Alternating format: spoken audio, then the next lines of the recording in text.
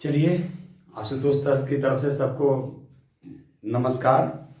और आज आप लोग के सामने बहुत दिनों के बाद कुछ रीजन से हम आ रहे हैं। ठीक है, चलिए, सब आप लोग की दुआ है, सहयोग है, आप लोग का प्यार है और हम देखेंगे और एक्सप्लेन करेंगे। क्वेश्चन है आपके सामने 3 ऑप्शन के साथ, लेकिन हम एक्सप्लेन करेंगे आराम आराम से। आप लोग देखिएगा और सुनिएगा। पहला क्वेश्चन है कि संपत्ति के अधिकार को मौलिक अधिकार से किस संशोधन के द्वारा हटाया गया था। यानी क्वेश्चन कह रहा है कि संपत्ति के अधिकार को, जो मौलिक अधिकार में जो शामिल जो था, इसको किस संशोधन के द्वारा, यानी किस संविधान संशोधन के द्वारा इसको हटा दिया गया था। आपके सामने ऑप्शन है। ऑप्शन ए 42वां संविधान संशोधन, ऑप्शन बी 44वें संविधान संशोधन, ऑप्शन सी 52वां संविधान संशोधन, ऑप्शन डी 61वां संविधान संशोधन, ऑप्शन ई इनमें से कोई नहीं और इनमें से एक से अधिक। तो इसका आंसर है 44वें संविधान संशोधन। सुनिएगा ध्यान से। 44वें संविधान संशोधन 1978 के अधिनियम के अनुसार, यानी 1978 में जो 44वां जो संविधान संशोधन जो लाया गया था, उससे संपत्ति के अधिकार को मौलिक अधिकार से हटाकर कानूनी अधिकार के रूप में शामिल किया गया था। तो यह भी आपसे क्वेश्चन पूछा जा सकता है कि उस समय भारत के प्रधानमंत्री कौन थे। तो उस समय भारत के प्रधानमंत्री मोरारजी देसाई थे। किस पार्टी से थे? तो जनता पार्टी की उस समय सरकार थी और इन्हीं के रीजन में रोलिंग प्लान लाया गया था, जिसका ड्यूरेशन था 1978 से 1983। तो फिर से एक बार सुन लीजिए क्वेश्चन क्या था। संपत्ति के अधिकार को मौलिक अधिकार से किस संशोधन के द्वारा हटाया गया था? तो ऑप्शन बी है 44वें संशोधन के द्वारा, यानी 44वें संविधान संशोधन कब लाया गया? 1978। चलिए अब ऑप्शन ए पे बात करेंगे। 42वें संविधान संशोधन। सुनिएगा, 42वें संविधान संशोधन को मिनी कॉन्स्टिट्यूशन के नाम से जाना जाता है। ये 1976 ईस्वी में लाया गया था और इसी संविधान संशोधन के तहत भारत के संविधान में मौलिक कर्तव्यों को जोड़ा गया था। यानी आपसे क्वेश्चन पूछा जा सकता है कि किस संविधान संशोधन के तहत मौलिक कर्तव्यों को जोड़ा गया। तो 42वें संविधान संशोधन के तहत मौलिक कर्तव्य को जोड़ा गया था।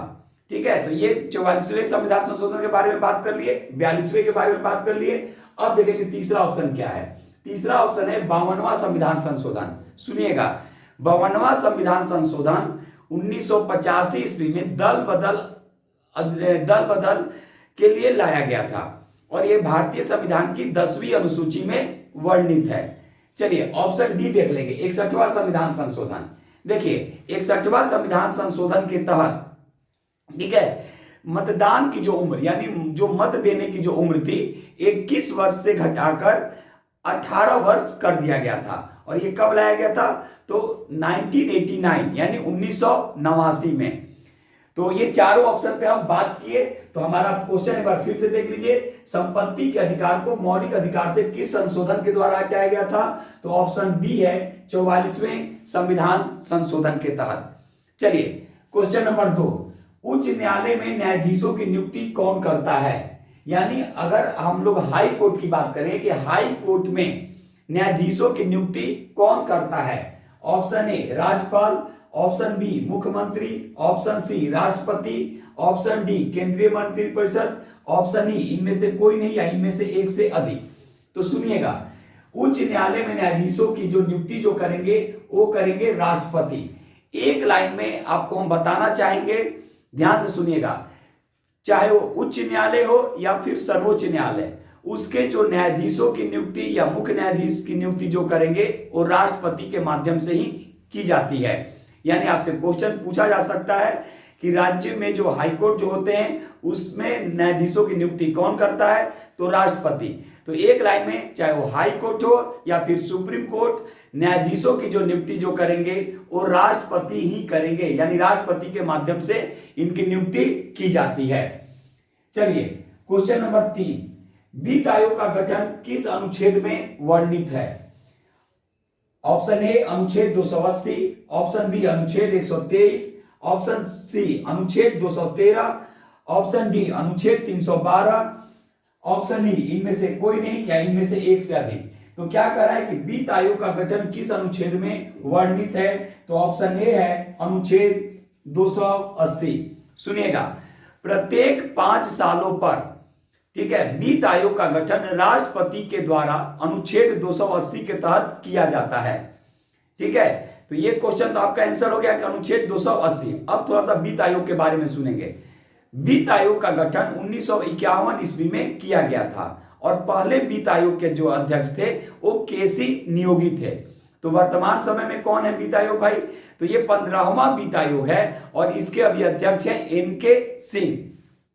आपसे ये भी वर्तमान में क्वेश्चन पूछा जा सकता है करंट अफेयर्स में कि वर्तमान समय में वित्त आयोग के अध्यक्ष कौन? तो एन.के. सिंह हैं। तो इसमें आपसे क्या क्या क्वेश्चन पूछेगा कि वित्त आयोग का गठन कौन करता है? तो राष्ट्रपति करते हैं। किस अनुच्छेद के तहत करते हैं? तो अनुच्छेद 280 के तहत वित्त आयोग का गठन किया जाता है। कितने सालों पे? तो प्रत्येक 5 सालों पे गठन इसका होता है। चलिए अब हम लोग ऑप्शन बी पे देखेंगे कि अनुच्छेद 123 में क्या वर्णन है। सुनेंगे, अध्यादेश जारी करने की शक्ति राष्ट्रपति को अनुच्छेद 123 के तहत दिया गया है। ऑप्शन सी देख लेंगे क्या है? अनुच्छेद 213। सुनेंगे, राज्यों में राज्यपाल को अध्यादेश जारी करने की शक्ति अनुच्छेद 213 में वर्णित है। डी ऑप्शन देख लेंगे, अनुच्छेद 312। सुनेंगे, अखिल भारतीय सेवाओं का सृजन अनुच्छेद 312 के तहत व्यवस्था की गई है। यानी अखिल भारतीय सेवाओं का जो सृजन जो किया जाएगा वो अनुच्छेद 312 के तहत किया जाएगा। तो ये रहा आप लोग के सामने क्वेश्चन की संख्या कम रहती है, लेकिन हम बार बार बोलते हैं कि हम उसका एक्सप्लेनेशन ऐसे करते हैं ताकि आप जो दूर दराज जो बैठे हैं उनको ज्यादा फायदा हो। और अब हमारी कोशिश रहेगी कि कम से कम सप्ताह में कुछ वीडियो आप लोग के सामने रखा जाए। तो चलिए, आप लोग का प्यार, सहयोग, आप लोग की दुआएं मिलता रहे, यही हम उम्मीद रखते हैं और उम्मीद कर रहे हैं कि आप लोग सभी लोग स्वस्थ होंगे, सुरक्षित होंगे और अपने वर्क पे ज्यादा से ज्यादा ध्यान देंगे। खुद के पीछे भागेंगे, दूसरों के पीछे नहीं भागेंगे, क्योंकि शिक्षा ही ऐसा माध्यम है जो पूरे समाज को बदल सकता है। तो चलिए, फिर एक नए वीडियो के साथ बहुत जल्द आप लोग के सामने मिल रहे हैं। तब तक के लिए आशुतोष सर को आज अनुमति दीजिए। तब तक फिर से एक बार हम आप लोग को नमस्कार कर रहे हैं। जय हिंद, जय भारत।